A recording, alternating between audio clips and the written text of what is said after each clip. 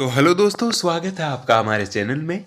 और कल हमने पढ़ा था राजस्थान की प्रमुख हवेलियाँ। दोस्तों, राजस्थान की प्रमुख हवेलियों और राजस्थान की प्रमुख बावड़ियों से एग्जाम्स के अंदर हमें बहुत से क्वेश्चन देखने को मिलते हैं। और हर एक एग्जाम्स में एक या दो प्रश्न तो इन दोनों टॉपिक्स से पूछे ही जाते हैं। और राजस्थान की हवेलियों का वीडियो हमने बना दिया है। आप हमारे वीडियो चेकलिस्ट के अंदर जाकर वो चेक कर सकते हैं। और वहाँ से बाहर कोई भी, मुझे नहीं लगता कि कोई प्रश्न आपके जाने वाला है। तो आज हम पढ़ेंगे राजस्थान की प्रमुख बावड़ियाँ। तो चलिए दोस्तों, शुरुआत करते हैं। तो दोस्तों, राजस्थान की बावड़ियों से अक्सर हमारे ये प्रश्न एग्जाम्स के अंदर आते हैं कि राजस्थान के अंदर ये बावड़ी कहाँ स्थित है। या तो कुछ एक प्रश्न ऐसे होते हैं जिनके अंदर थ्योरी पूछते हैं, लेकिन कुछ एक प्रश्न ऐसे होते हैं जिनके अंदर पूछते हैं कि ये बावड़ी कौन से ज़िले में स्थित है। चलिए हम पढ़ते हैं। तो दोस्तों, राजस्थान के अंदर प्रमुख बावड़ियों के अंदर जो ध्यान देने वाली बात है कि राजस्थान में बावड़ियों का शहर कहा जाता है बूंदी को। दोस्तों, बूंदी राजस्थान में बावड़ियों का शहर कहलाता है। दोस्तों, बावड़ियों के निर्माण में सर्वाधिक दक्ष कलाकार भीनमाल जालोर के होते हैं। अक्सर एग्जाम्स के अंदर ये प्रश्न बनता है कि बावड़ियों का शहर किसे कहा जाता है। या कई बार इंग्लिश में हमारे पास ये प्रश्न देखने को मिलता है कि सिटी ऑफ स्टेप वॉल्स, आप देख सकते हैं ये स्टेप्स। तो स्टेप्स जो सीढ़ियाँ हैं वो कैसी है, सिटी ऑफ स्टेप वॉल्स किसे कहा जाता है, तो वो बूंदी को कहा जाता है, यानी बावड़ियों का शहर। बावड़ी निर्माण के सर्वाधिक दक्ष कलाकार भीनमाल जालोर क्षेत्र के माने जाते हैं। बावड़ी निर्माण का कार्य करने वाले व्यक्ति डांगा बावड़ा कहलाते हैं। तो ध्यान रखना है कि बावड़ी निर्माण का कार्य करने वाले व्यक्ति को डांगा बावड़ा कहते हैं। बावड़ियों का वास्तुकार या शिल्पी कंगरिया कहा जाता है। कंगरिया कहा जाता है, ये ध्यान देने वाली बात है। अक्सर एग्जाम्स के अंदर कई बार ये प्रश्न भी बन चुका है कि बावड़ी निर्माण का कार्य करने वाले व्यक्ति को क्या कहते हैं, डांगा। हालांकि जो नॉर्मल एग्जाम्स होती है उनके अंदर ये प्रश्न नहीं बनता, लेकिन फिर भी आपको याद रखना है कि बावड़ी निर्माण का कार्य करने वाले व्यक्ति को डांगा कहते हैं। चलिए दोस्तों, आगे हम पढ़ते हैं राजस्थान की प्रमुख बावड़ियों को।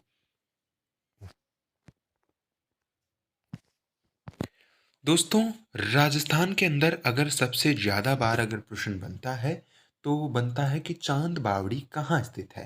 तो दोस्तों, इसके अंदर दोसा नहीं दिया हुआ, लेकिन चांद बावड़ी आभानेरी बावड़ी दौसा के अंदर स्थित है। तो आपको याद रखना है, चांद बावड़ी आभानेरी दौसा के अंदर स्थित है। इसका निर्माण 8वीं सदी में प्रतिहार निकुंभ राजा चांद ने करवाया था। इसके ठीक सामने प्रसिद्ध हर्षत माता का मंदिर स्थित है। इस बावड़ी को अंधेरे और उजाले की बावड़ी भी कहा जाता है। आप चित्र में देख सकते हैं, ये जो बावड़ी है ये है चांद बावड़ी। और राजस्थान की सबसे प्रसिद्ध अगर कोई बावड़ी है तो वो है चांद बावड़ी। जरा इसके निर्माण देखिए, मैं आपको चित्रों सहित बता रहा हूँ, जिससे आपको मदद होगी बावड़ी को जानने और याद रखने में। जब एग्जाम्स में आपके सामने जब प्रश्न आएगा तो आप चित्र की सहायता से उसे रिलेट कर पाओगे, और रिलेट करके आप अपने उत्तर तक आसानी से पहुंच पाओगे। तो आप देख सकते हैं, चित्र के अंदर मैं आपको बावड़ी दिखा रहा हूँ। यह है चांद बावड़ी। आप देख सकते हैं इसके अंदर कैसा, कितना वास्तुशिल्प इसका आप देख सकते हैं। राजस्थान की सबसे प्रसिद्ध बावड़ी है चांद बावड़ी, आभानेरी दौसा के अंदर। इसके बाद में राजस्थान की एक सुप्रसिद्ध बावड़ी जो अधिकतर एग्जाम्स में हमें पूछी जाती है, वो है रानी जी की बावड़ी बूंदी। ये बूंदी नगर में स्थित है, जो बावड़ियों का सिरमौर है। अधिकतर एग्जाम्स के अंदर प्रश्न आता है कि बावड़ियों का सिरमौर किस बावड़ी को कहते हैं, तो वो है रानी जी की बावड़ी। इस बावड़ी का निर्माण राव राजा अनिरुद्ध सिंह की विधवा रानी नाथावण जी ने करवाया था। कई बार ये प्रश्न आता है कि इसका निर्माण किसने करवाया था, तो वो करवाया था नाथावत जी ने, कई बार नाथावती ने, नाथावती, नाथावन जी है इसके अंदर, लेकिन राव अनिरुद्ध सिंह की रानी नाथावती ने इसका निर्माण 18वीं सदी के पूर्वार्ध में करवाया था। इस बावड़ी की गणना एशिया की सर्वश्रेष्ठ बावड़ियों में की जाती है। आप देख सकते हैं ये बावड़ी का जो कलात्मक सौंदर्य है इसके प्रवेश द्वार के अंदर हमें दिखाई देता है। ये इसका प्रवेश द्वार है, कितना सुंदर लग रहा है। इसके प्रवेश द्वार पर गजारूढ़ मूर्तियां लगी हुई है, तो इससे ये बावड़ी एशिया की सर्वश्रेष्ठ बावड़ियों के अंदर आती है। आप चित्र की सहायता से देख सकते हैं और चित्र से आपको याद भी आसानी से रहेगा। रानी जी की बावड़ी बूंदी के अंदर। चलिए आगे चलते हैं। दोस्तों, अगली जो बावड़ी हमारे है वो है निमराना की बावड़ी अलवर। निमराना अलवर में इस 9 मंजिली बावड़ी का निर्माण राजा टोडरमल ने करवाया था। तो निमराना की बावड़ी कहाँ स्थित है? अलवर के अंदर। आप जानते हैं कि निमराना एक अलवर के अंदर एक स्थान है। आप ये देख सकते हैं, ये है निमराना की बावड़ी। काफ़ी बड़ी बावड़ी है ये निमराना की बावड़ी है। इसके बाद में आमेर की सबसे प्रसिद्ध बावड़ी है पन्ना मीना की बावड़ी। पन्ना मीना की बावड़ी, आमेर जयपुर। आमेर में स्थित इस बावड़ी का निर्माण 17वीं शताब्दी में मिर्जा राजा जयसिंह के काल में करवाया गया था। आपको याद रखना है, मिर्जा राजा जयसिंह के काल में करवाया गया था। इसमें एक लघु देवालय भी बनाया गया है। इसमें एक लघु देवालय भी बनाया गया है, आप चित्र में देख सकते हैं। ये है पन्ना मीना की बावड़ी। चलिए दोस्तों आगे चलते हैं। दोस्तों, हाड़ी रानी की बावड़ी टोडा रायसिंह टोंक के अंदर स्थित है। ये मैंने आपको स्लाइड के अंदर गूगल से ही एक अखबार की कटिंग ली है। ये देखिए, हाड़ी रानी की बावड़ी टोंक के अंदर, हाड़ी रानी की बावड़ी टोडा रायसिंह टोंक के अंदर।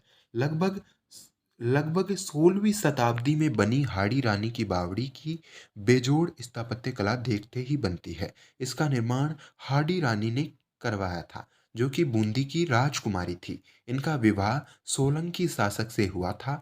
हाड़ी रानी बावड़ी के एक ओर बने अनूठे विश्राम कक्ष में अपने आकार, ऊंचाई और ठंडक के लिए जाने जाते हैं। आप इस साइड देख सकते हैं, इस साइड विश्राम गृह बने हुए हैं। तो कई बार क्या होता है कि जब हवा चलती है तो पानी से पार करती हुई हवा इन कक्षों में प्रवेश करती है, तो ठंडक महसूस होती है।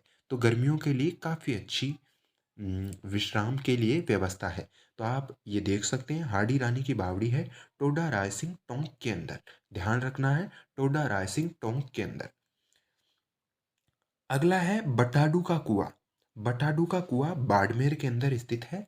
रेगिस्तान के जल महल के नाम से प्रसिद्ध संगमरमर का यह भव्य कुआं बाड़मेर की बायतू पंचायत समिति में है।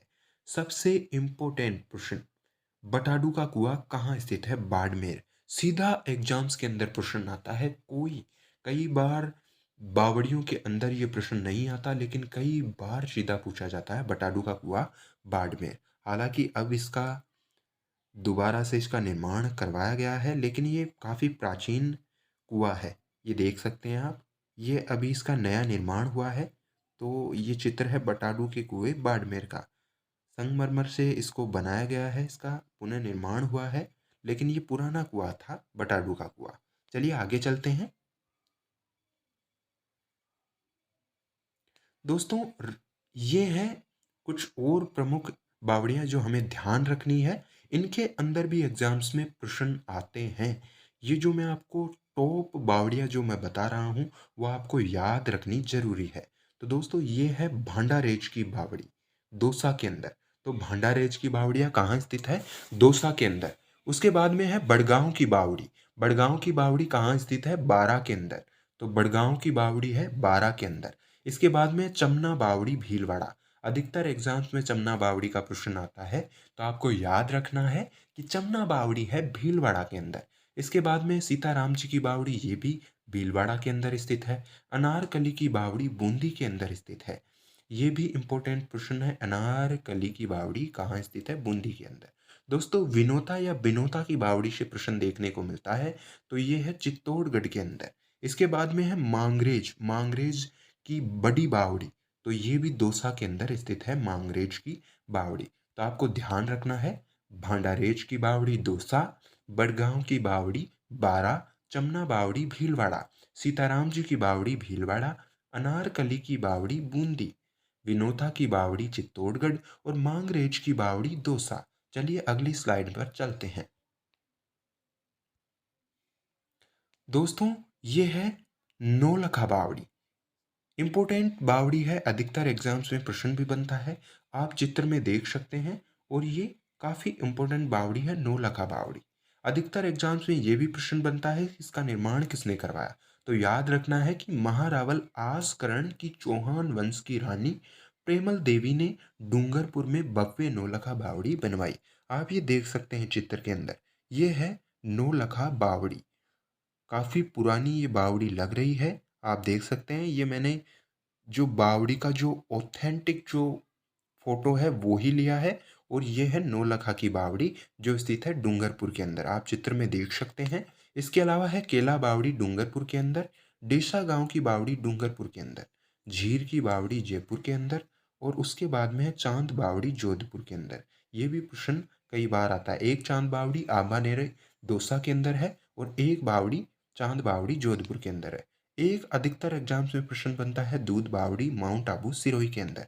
तो दोस्तों कौन कौन सी बावड़ियां हैं? नौलखा बावड़ी डूंगरपुर, केला बावड़ी डूंगरपुर, डेसा गांव की बावड़ी डूंगरपुर, झीर की बावड़ी जयपुर, चांद बावड़ी जोधपुर और दूध बावड़ी माउंट आबू सिरोही के अंदर स्थित है। चलिए आगे चलते हैं। इसके अलावा ये अन्य महत्वपूर्ण बावड़ियां हैं जो अधिकतर एग्जाम्स में पूछी जाती हैं। दोस्तों मैंने आपको ये लगभग आज 30 के लगभग बावड़ियां बताई है। ये आपको याद रखना जरूरी है। इन 30 बावड़ियों के अंदर से आपके एग्जाम्स में कोई प्रश्न बाहर नहीं जाएगा।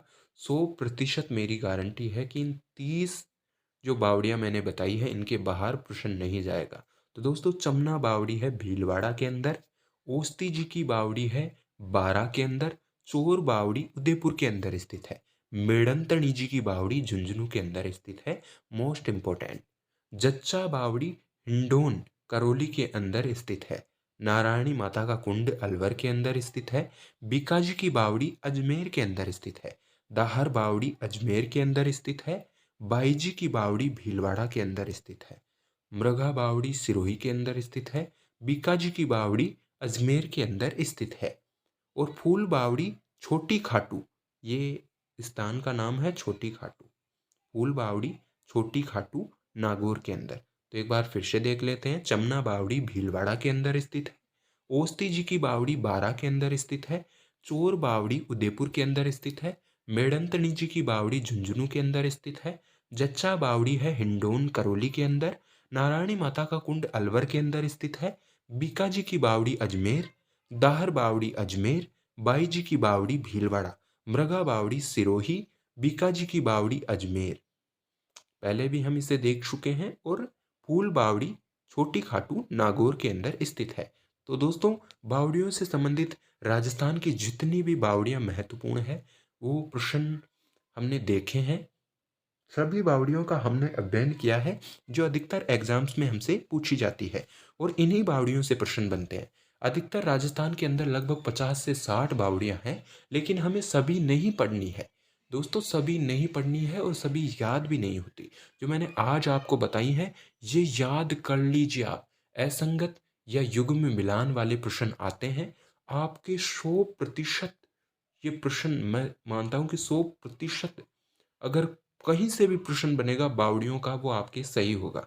दोस्तों आज हमने बावड़ियों से संबंधित पढ़ लिया है, और अगर आपको हमारे वीडियो से अगर कोई वैल्यू मिलती है तो आप हमारे चैनल को सब्सक्राइब कर सकते हैं। धन्यवाद दोस्तों, बी हैप्पी।